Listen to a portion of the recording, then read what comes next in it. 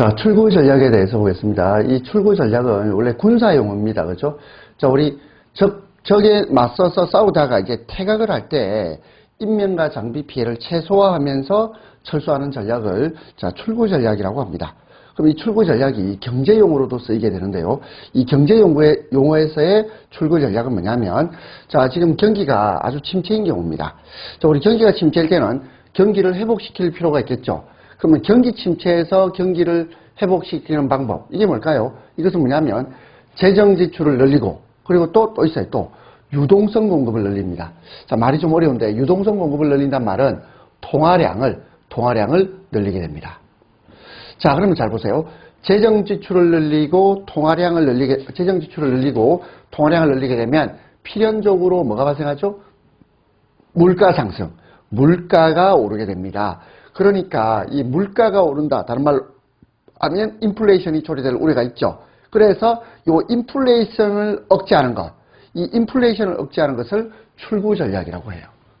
자, 경기가 침체됐고요. 회복하는 과정에서 통화량을 늘리면 물가 오르죠. 그 물가 오르면 이 출구 전략은 다시 이 물가를 어떻게든 안정시키는 전략이 필요하겠죠. 출구 전략이라고 합니다. 자, 그다음 이제 증언자 면책 제도. 자, 이뮤니티. 자, 여기 오타가 났네요. L이 아니고 I입니다. I. 증언자 면책 제도가 있습니다.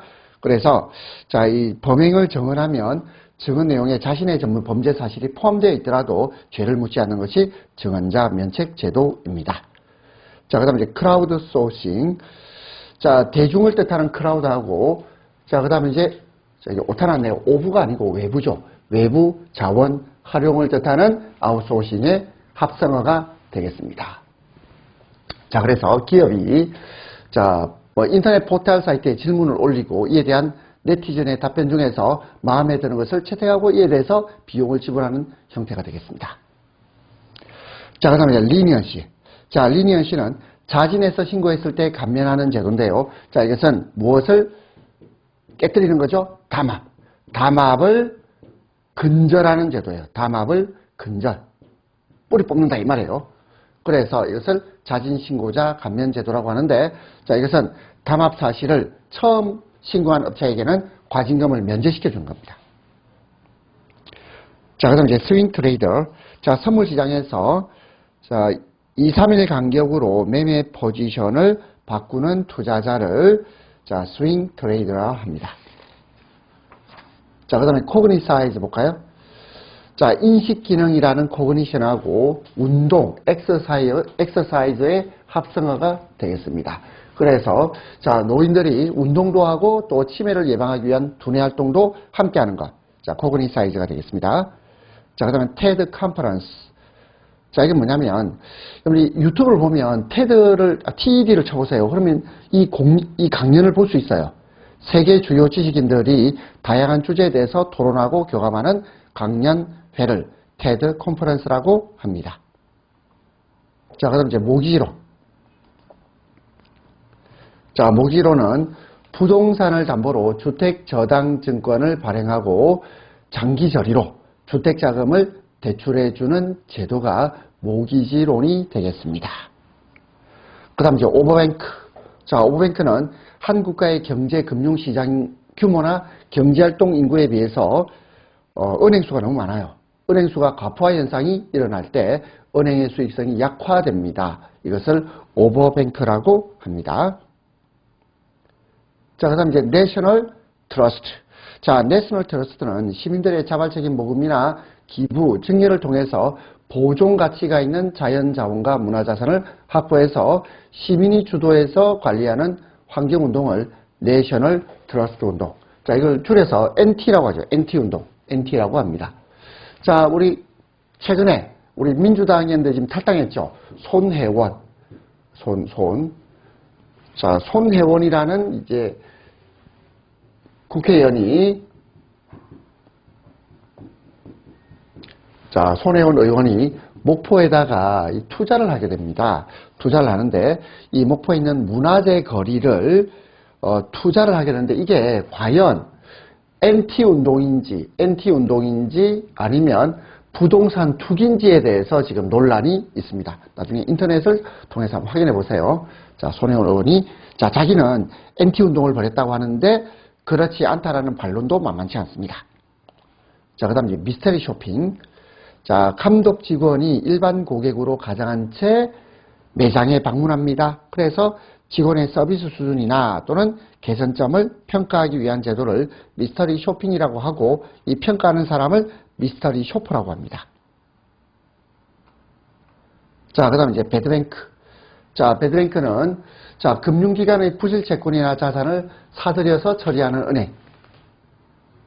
자, 금융기관의 부실 채권이나 자산만을 사들여서 이를 전문적으로 처리하는 은행이라는 개념에서 배드뱅크라는 말이 붙여졌고요. 이것은 한시적으로 운영됩니다.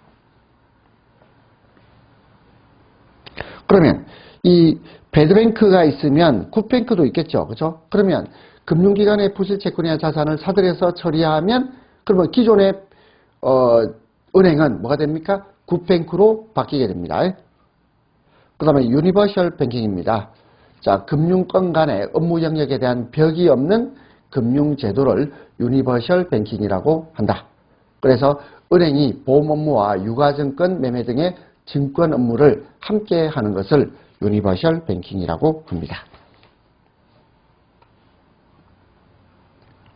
자, 그럼 블라인드 트러스트, 백지 신탁 제도라고 하는데요. 자, 고위관료나 국회의원을 상대로 공정성을 확보하기 위해서 공직자 재산을 제3의 대리인에게 맡깁니다. 명의신탁 맡겨서 자기 소유의 주식이라도 간섭 못하게 하는 것. 이것이 블라인드 트러스트 제도가 되겠습니다. 자, 그다음 웩더도. 자, 꼬리가 몸통을 흔든다. 주객이 전도되었다. 주객이 박혔다. 이 말이고요. 경제용어로서는 자, 선물이 현물, 주식시장을 흔드는 현상을 말하고요.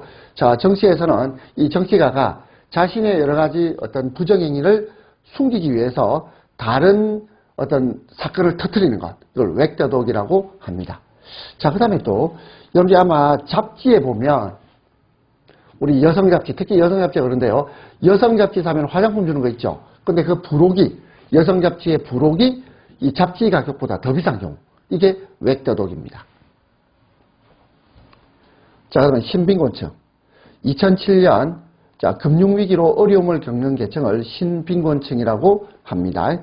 자, 여기서 보니까 먼저 워킹푸어. 열심히 일하지만 이 가난을 헤어나지 못하는 것. 이게 워킹푸어가 되겠습니다. 자, 그 다음에 하우스푸어. 자, 집을 대출받아 샀는데 문제는 금리 인상, 그리고 주택가격 하락. 이로 인해서 여전히 가난하게 되는 것. 하우스푸어가 됩니다. 자, 그 다음에 리타이어푸어.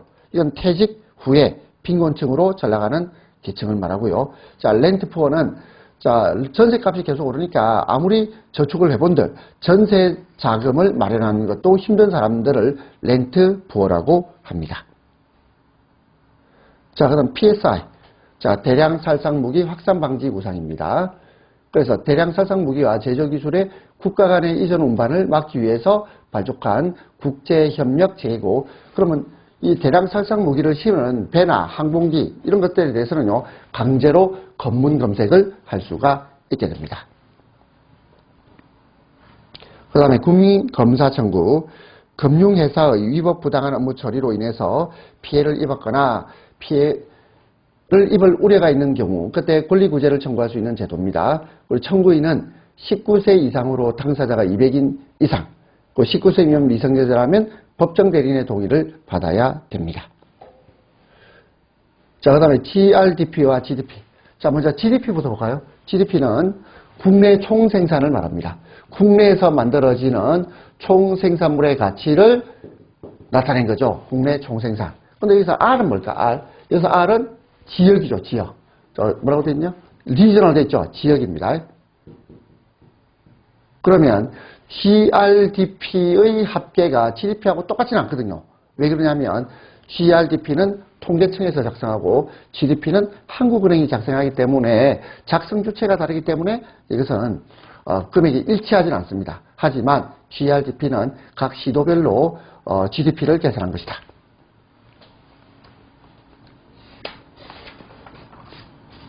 자, 그 다음에 CES입니다. 자, 가전제품 박람회를 말합니다. 가전제품 박람회. 그래서 일상생활과 밀접한 관련이 있는 전자제품을 소개하는 박람회를 말하고 있습니다. 자, 그 다음에 M&A, 기업의 인수합병 또는 뭐 매수합병 이렇게 표현하고 있네요. 자, 그리고 이 M&A와 관련해서 문제가 되는 것은 적대적 M&A죠.